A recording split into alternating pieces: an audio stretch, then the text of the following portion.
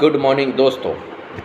आज मैं एक नया टॉपिक लेकर आपके सामने आया हूँ। ये टॉपिक का नाम है द सेलिंग स्किल।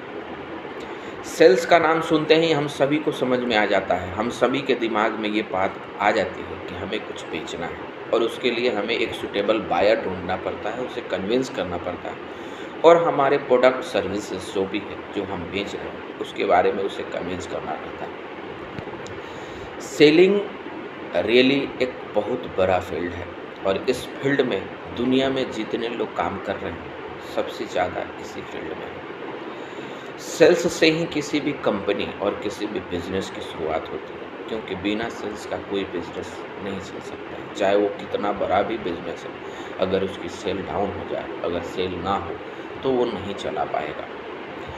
तो हम आते हैं सेल्स पर्सन के बारे में डिफरेंसेस। हम सबको पता है कि दुनिया में बहुत सारे लोग सेल्स में फेलुअर हैं और सक्सेस है। ये दोनों के बीच का डिफरेंस जानना बहुत ज़रूरी है। हम सब बेच रहे हैं, हम सब सेल्समैन हैं, लेकिन जो अच्छा से सेल कर पा रहा है वो सक्सेसफुल है, खुशहाल है, उसकी लाइफ प्रोस्पेर चल रहा है, टेंशन फ्री है। लेकिन एक सेल्समैन जो नहीं बेच पा रहा है, जो समझ ही नहीं पा रहा है रियली में बेचा कैसे जाए, इसी के डिफरेंस की वजह से वो फ्रस्ट्रेटेड है और अपनी लाइफ में आगे नहीं बढ़ पा रहा। तो मैं इसका डिफरेंस समझता हूँ, क्यों एक सेल्समैन बहुत अच्छा है सेम फील्ड में और एक दूसरा नहीं कर पा रहा है, एवरेज है या उससे कम। तो दोनों के बीच का डिफरेंस सिंपल है, क्लियर है। ये डिफरेंस ये है कि जब भी किसी को भी अपने फील्ड में आना रहता है, चाहे वो सेल्स का प्रोफेशन हो या कोई भी प्रोफेशन हो, आपको अपने इच्छा से आना पड़ेगा। और बहुत सारे सेल्समैन फोर्सफुल सेल्स करते हैं जो कि उनके लाइफ में फ्रस्ट्रेशन लाएगा, वो अच्छा से ग्रो नहीं कर पाएंगे और फ्रस्ट्रेट होकर सेल करना कितना दिन चलेगा आप खुद ही बताइए। जब तक आप कोई चीज़ में एंजॉय नहीं करेंगे तो कितना दिन उसमें टिक पाएंगे। इसीलिए पहले सेल्स को एक अपना strong, positive and influencing profession बनाइए। अपने आप को ये कंफर्म कर दीजिए कि मैं इस फील्ड के आदमी हूँ और मुझे यही करना है, और अपने आप को ग्रो करिए। सबसे पहले होता है सेल्स में हमें प्रोस्पेक्ट को आइडेंटिफाई करना पड़ता है, और उस प्रोस्पेक्ट को आइडेंटिफाई करने के पहले मेरे को अपना प्रोडक्ट के बारे में क्लियर नॉलेज होना चाहिए। क्लियर नॉलेज होगा कि ये प्रोडक्ट किसके लिए बेस्ट होगा, इसमें क्या क्या फीचर है, हमारे कंपटीटर मार्केट में है वो क्या एडिशनल या हमसे कम दे रहे हैं, हमारे ड्रॉबैक क्या है। ये सारे को मेरे को पहले ही कंक्लूड कर लेकर रखना है, क्योंकि जब हम कस्टमर के सामने प्रेजेंट करो तो अपने ड्रॉबैक को कभी भी हाईलाइट नहीं करो। जो एडवांटेजेस है, जो कंपटीशन से हम ज़्यादा अच्छा कर रहे हैं, जो फीचर है, सर्विसेज है, इस पर ज़्यादा फोकस करें। प्राइस को लास्ट में हम फोकस करें। जब हम अपने फीचर को प्रोडक्ट के और सर्विसेज के बारे में जान जाते हैं, देन आता है प्रोस्पेक्ट, यानी कि कस्टमर। कैसे हम कस्टमर को सर्च करें, किसको हमें बेचना है। तब हम अपने प्रोडक्ट के सर्विसेज के हिसाब से हम उस कस्टमर को टारगेट करें जो हमारे प्रोडक्ट सर्विसेज से बेनिफिटेड हो, जिसे हम ज़्यादा लाभ दे पाएँ। और जब तक हम उसे अच्छा लाभ या फीचर या सर्विस अच्छा नहीं दे पाए, कंपटीटर से अच्छा नहीं कर पाएँ, तो हम नहीं बेच पाएंगे। तो पहला उद्देश्य हमारा प्रोडक्ट के बारे में अच्छा जानकारी, दूसरा हमें प्रोस्पेक्ट बनाना। सेलिंग स्किल में सबसे ज़्यादा जो हम सबका गलती होती है, हम समझ लेते हैं कि किसी के दरवाजे पर गए या किसी काउंटर पर गए या किसी के पास गए सर्विस बेचने के लिए, वो हमारा सर्विस ले ही ले। ये जो हमारा अंडरस्टैंडिंग है, ये सबसे ख़राब अंडरस्टैंडिंग है। इसी की वजह से एक सेल्समैन फ्रस्ट्रेट हो जाता है और अपने आप को निगेटिव बना देता है, और निगेटिव बनाने के बाद वो डीमोटिवेट होकर और नेक्स्ट सेल की तरफ नहीं बढ़ पाता है, जो कि सबसे बड़ा कमी है।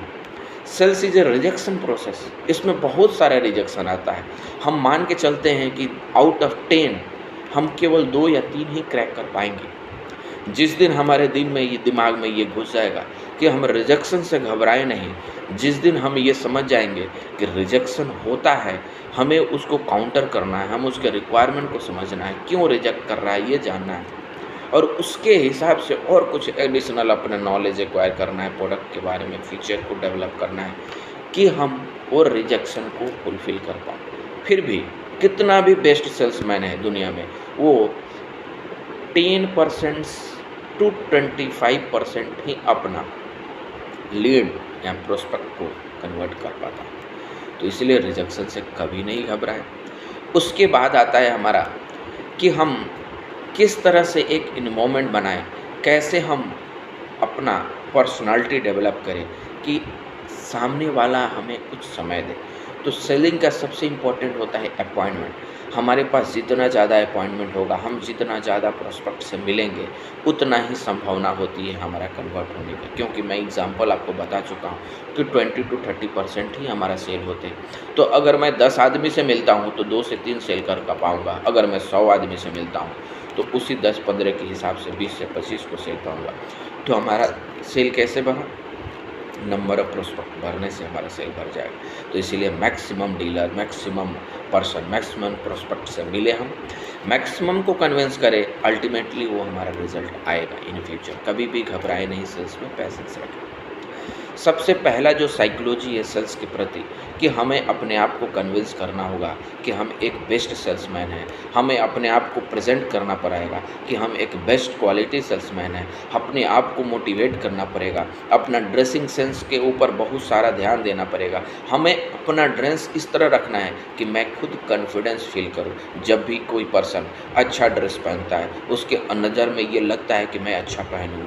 शू से लेकर टाई तक जो भी वो उसकी पर्सनालिटी है वो रिफ्लेक्ट करता है, तो उसके अंदर का कॉन्फिडेंस अपने आप डबल हो जाता है। लेकिन आप एक बार इमेजिन करिए, जब अच्छा कपड़ा आप नहीं पहने हैं, कहीं से कुछ कमी है, जूता अच्छा नहीं है, अच्छा से पॉलिश्ड नहीं है, तो आप देखिएगा कि एक अच्छा आदमी के पास जाते समय अपने आप को इन्फीरियर फील करिएगा, और इन्फीरियर में सेल नहीं होता है। तो मैं ये एज ए कंक्लूड मैं कहना चाहूँ, सेल्स एक बहुत बड़ा प्रोफेशन है। इस प्रोफेशन में बहुत सारी अपॉर्चुनिटी है।